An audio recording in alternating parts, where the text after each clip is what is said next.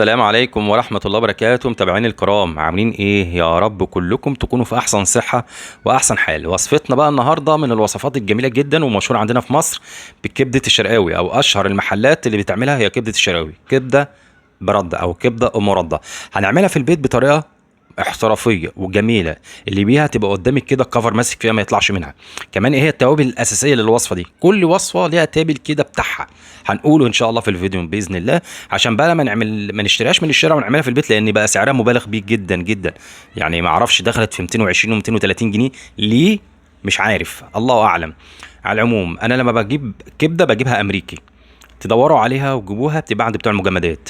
شويه طم حلوين عليهم، معلقه زي ما انتم شايفين كده من الكمون، والتابل الاساسي في الوصفه بتاعتنا دي الكزبره الناشفه. اديني قلت اهو التابل الاساسي ايه؟ كزبره ناشفه. ونص معلقه بابريكا مدخنه، انا هنا بدعم الطعم بيها لكن هي مش اساسي في وصفتنا. يبقى كزبره ناشفه وكمون، تمام، وملح، مش شرط البابريكا المدخنه انا حطيتها خلاص. وبعد كده بحط انا بقى حته فلفل هريسه كده من اللي انا عامله، وصورت لكم فيديو بالهريسه بتاعت الشطه ودقتهم كده. ما فاضلش غير ان احنا نحط ايه؟ الخل ده، نص فنجان من الخل ومعلقتين الليمونه. يبقى الكبده يا جماعه بنشيل الزفاره بتاعتها بايه؟ بالليمون والخل. بتتحط في لبن؟ لا، الكلام ده مش مظبوط يا جماعه، اللبن اصلا زفر والكبده زفره. يبقى نشغل مخنا شويه، ازاي الكبده تتنقع في لبن؟ الكلام ده افتكاسه طالعه ما اعرفش مين اللي اخترعها.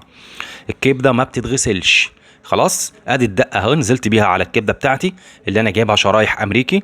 خلاص، وبقلبهم كلهم كده على بعض وبركنها بقى في التلاجة اقل حاجه خالص يا ست الكل ساعتين اتنين. تمام، بعد ساعتين اتنين هنشتغلها وهتبقى جميله وشاربه من التتبيله بتاعتنا الجميله ديت. خلاص. طيب، بجيب بقى حوالي نقول ايه شويه رده بالويم كده، يعني نقول ايه، كوبايه من الرده عليهم نص كوب من الدقيق. الدقيق هيفتح الرده، بالتالي لما اجي هقلش ريحه الكبده هتطلع عندي فاتحه مش غامقه. طب الدقيق مش عايزه تحطيه ما تحطوش، انت حر، بس هتطلع عندك مغمقه شويه.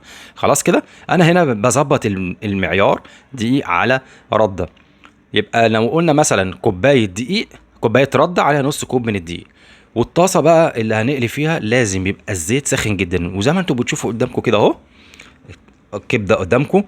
انا باخد الشريحه وانزل بيها على الرده بالمنظر اللي انتم شايفينه ده، الرده بالدقيق، وانفضها اهو قدامكم، والله ما في اي قط ولا اي حاجه. وبنزل في الصينيه بتاعتي، باخد حته تانية اهي في الصينيه اللي فيها الرده بالدقيق بالمنظر ده كده. بصوا الطرنش طالع ازاي يا جماعه، هي دي الكبده الامريكي بتبقى بالمنظر ده كده. هي طبعا قليله شويه، بنجيبها من محلات المجمدات، تساليه تقول له دي كبده امريكي ويوريك الاستيكر، مش عيب. هي غاليه شويه بس هو ده اعلى براند، وده اللي بيستخدم في المحلات الكبيره، محلات الاكل والفنادق والكلام ده كله. ينفع نعملها بكبده بلدي؟ اه طبعا ينفع، ينفع، بس الجزار يرققها لك بقى، وما تقعديش كل شويه تقلبي فيها. احنا نزلناها اهو، ادي اول تقليبه تقعد قد ايه؟ دقيقتين، كل وجه دقيقتين. خلاص كده يا جماعه، موضوع سهل جدا جدا. هنزل بالجزء التالي، القطعه التالته اهو، لقيتها كبيره على الحته اللي في الطاسه، بقطعها بالسكينه عادي وهي في الرده اهو زي ما قدامكم. خلاص كده زي الفل. خدت دقيقتين، بطلعها على المصفى تصفي الزيت. شكرا، الكفر طالع قدامكم. مش طالع، طلع منك، يبقى المشكله عندك انت في ايه، انا ما اعرفش. انا قدامكم اهو زي ما مطلعها والله يا جماعه زي الفل، طالعه جميله جدا. وبعد ما طلعت كده بعمل ايه؟ برش عليها شويه كزبره ناشفه. يبقى السر في ايه؟ في الكزبره الناشفه. خلاص، زي الفل.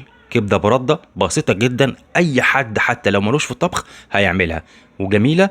وبتتعمل بقى سندوتشات، تاكلها مع مكرونه، مع سلطه الطحينه، تحفه خيال. جربوها وقولوا لي رايكم في الكومنتات.